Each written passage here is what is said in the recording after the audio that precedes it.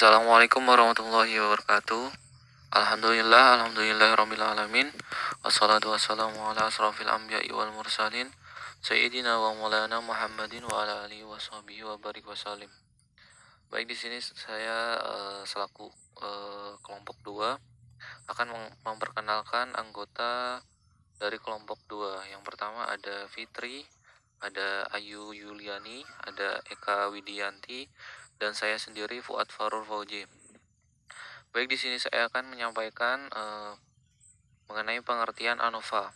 ANOVA adalah suatu metode statistik inferensial yang digunakan untuk melakukan pengujian rata-rata dari sebuah populasi. Dalam uji T dan Z digunakan untuk menguji perbedaan rata-rata dua populasi. Sedangkan dalam uji F, ANOVA digunakan untuk menguji rata-rata dua populasi. Prinsip uji ANOVA adalah membandingkan varians tiga kelompok sampel atau lebih. Dan dalam ANOVA ada terdapat dua asumsi, yaitu data berdistribusi normal dan varians antara kelompok data sama. Warahmatullahi wabarakatuh. Baik, perkenalkan, nama saya Fitri. Di sini saya akan melanjutkan presentasi dari teman saya. 1. Jenis-jenis ANOVA. 1. Uji satu arah, yaitu pengujiannya yang melibatkan satu faktor. Contohnya perbedaan rata-rata berat ayam berdasarkan jenis makanannya. 2. Uji dua arah, yaitu pengujian yang melibatkan dua faktor. Contohnya perbedaan rata-rata berat ayam berdasarkan jenis makanan dan waktu pemberian makan pakan. Selanjutnya, langkah-langkah pengujian ANOVA. 1. Menentukan hipotesis. 2. Menentukan taraf nyata dan taraf tabel. 3. Menentukan uji statistik. 4. Menentukan kriteria pengujian. 5. Menentukan pengambilan keputusan. Baik, selanjutnya. Assalamualaikum warahmatullahi wabarakatuh. Saya akan melanjutkan pembahasan berikutnya pada contoh soal dan penyelesaian ANOVA. Suatu penelitian dilakukan untuk mengetahui apakah terdapat pengaruh perbedaan kartu kredit terhadap penggunanya. Data di bawah ini adalah jumlah uang yang dibelanjakan ibu rumah tangga menggunakan kartu kredit. 4 jenis kartu kredit dibandingkan. Ada Bank Astra, BCA, Citi, dan Amex. Dapat dilihat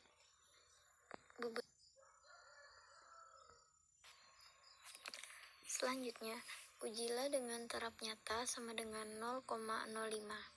Apakah terdapat pengaruh perbedaan kartu kredit pada penggunaannya?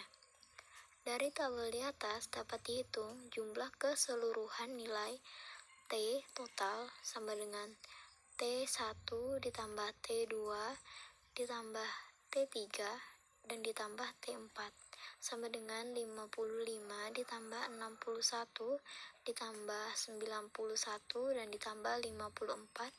Hasilnya yaitu 261. Selanjutnya, SSE sama dengan SST dikurang SSB sama dengan 279,658 dikurang 149,0 atau 08 sama dengan 130,6.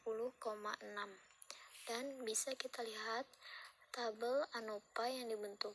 Ada sumber keragaman, derajat bebas, jumlah kuadrat dan rata-rata kuadrat, serta F hitung dan F tabel.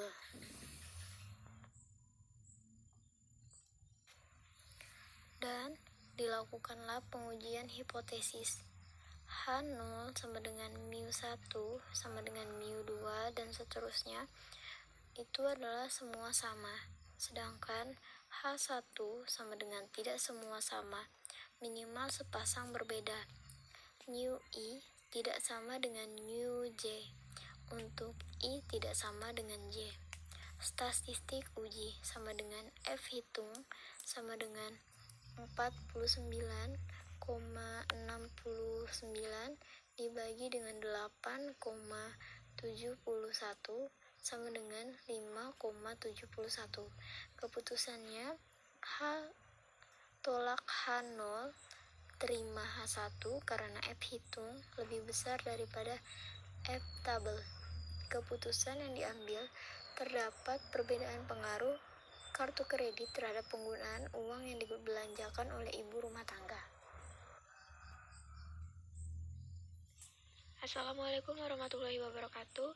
Perkenalkan, nama saya Eka Widianti. Di sini saya akan membahas materi berikutnya, yaitu mengenai penyelesaian pembahasan pada soal lampiran 2. Namun sebelumnya saya akan membacakan sedikit soal dari lampiran 2 tersebut, di mana 3 kelompok subjek penelitian untuk menguji rata-rata nilai setiap metode pengajaran.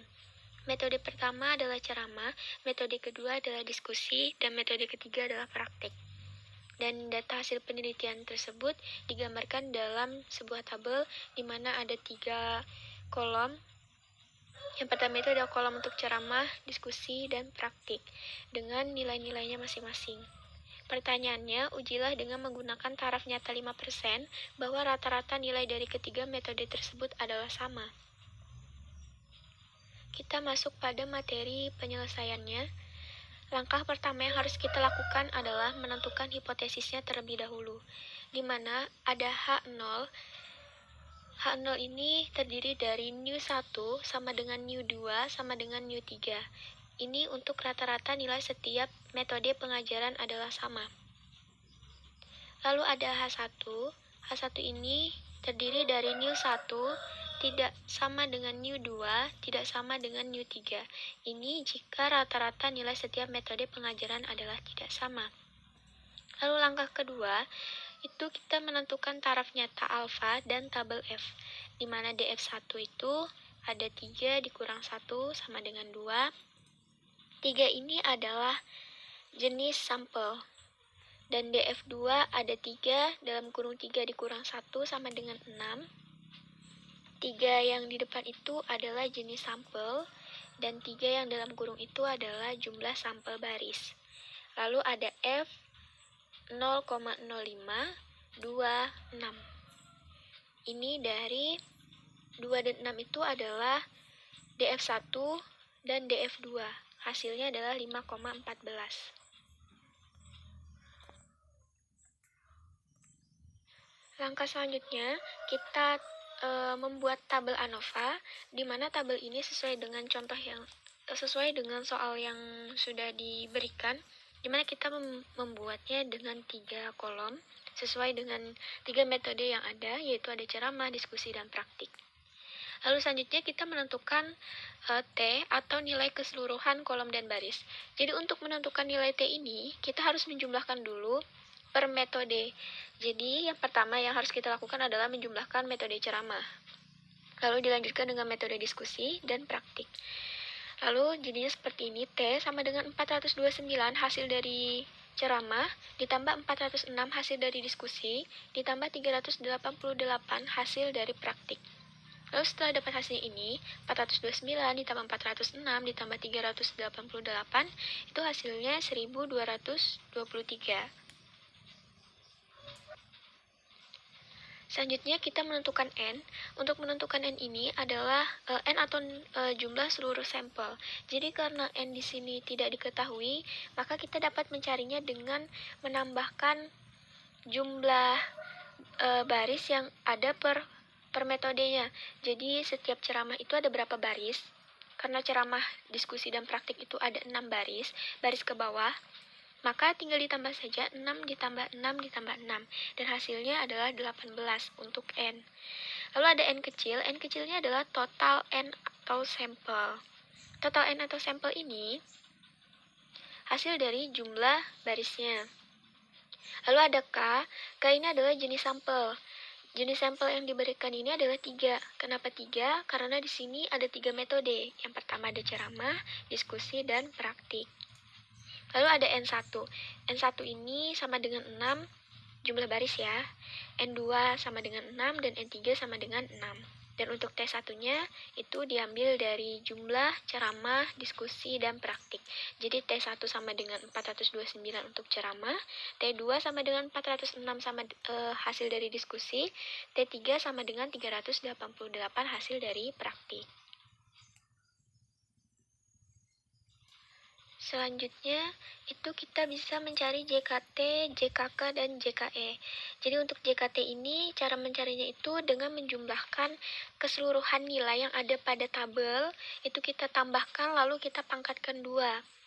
Di sini saya tuliskan titik-titik-titik, itu artinya supaya tidak terlalu banyak untuk ditulis. Jadi kita bisa membuat catatan di lain, agar di sini ini untuk JKT-nya tidak terlalu menumpuk, agar terlihat lebih rapi dan lebih jelas.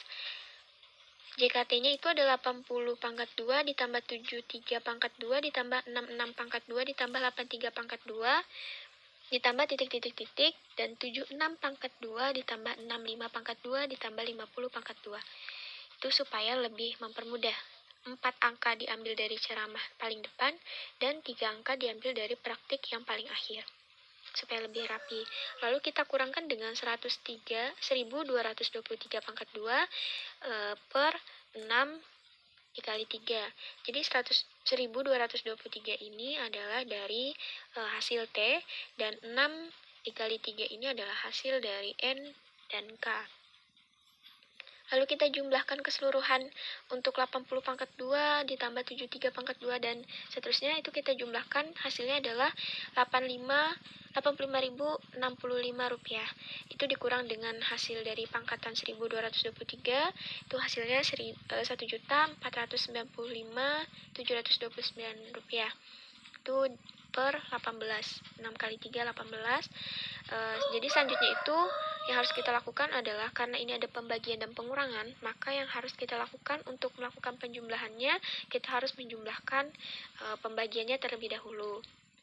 Jadi 85-nya tetap, 85.065 rupiah itu tetap dulu, lalu dikurang dengan hasil dari pembagian 1.495.729 dibagi 18, itu hasilnya ada 83.096 rupiah, dan hasil dari kedua ini dikurangkan adalah 1968,94.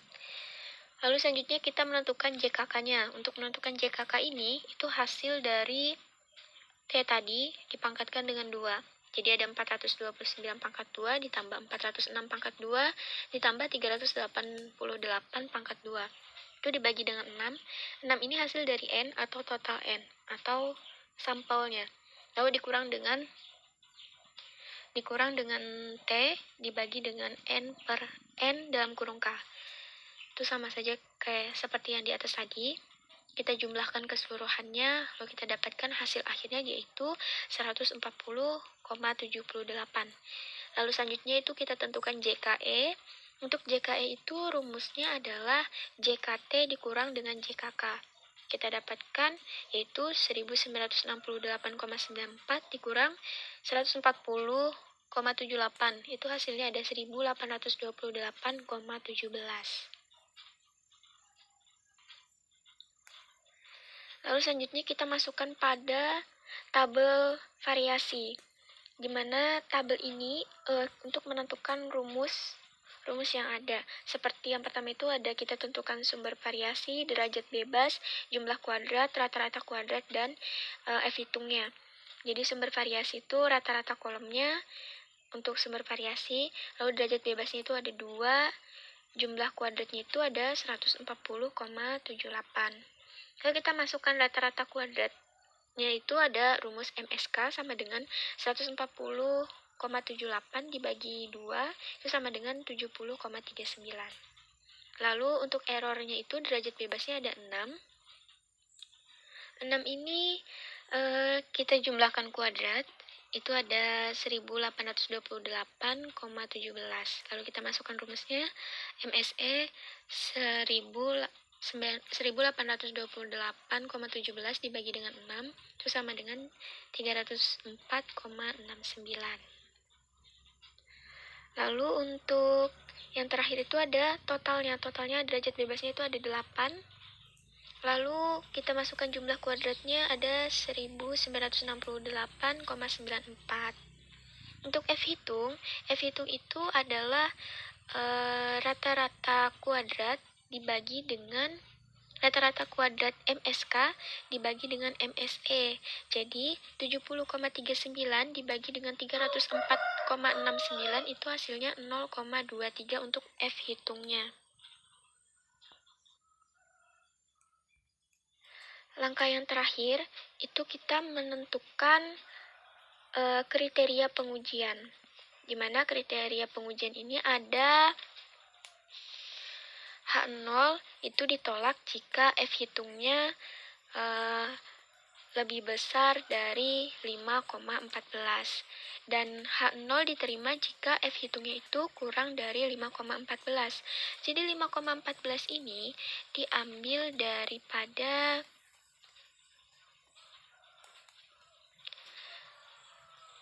F 0,05 dalam kurung DF1 dan DF2. Jadi 5,14 ini diambil dari pada saat kita menentukan taraf nyata, alfa, dan tabel F di langkah kedua. Dan selanjutnya untuk menentukan langkah 5 itu adalah pengambilan keputusan. Karena F hitung kurang dari F tabel dalam kurung 0,23 lebih kecil jumlahnya daripada 5,14, maka hipotesis 0, H0 tidak ditolak. Artinya rata-rata nilai dari ketiga metode tersebut adalah sama. Mungkin itu saja yang bisa saya sampaikan dan teman-teman saya sampaikan. Atas kurangnya kami dalam menyampaikan materi kami hari ini, kami mohon maaf sebesar-besarnya.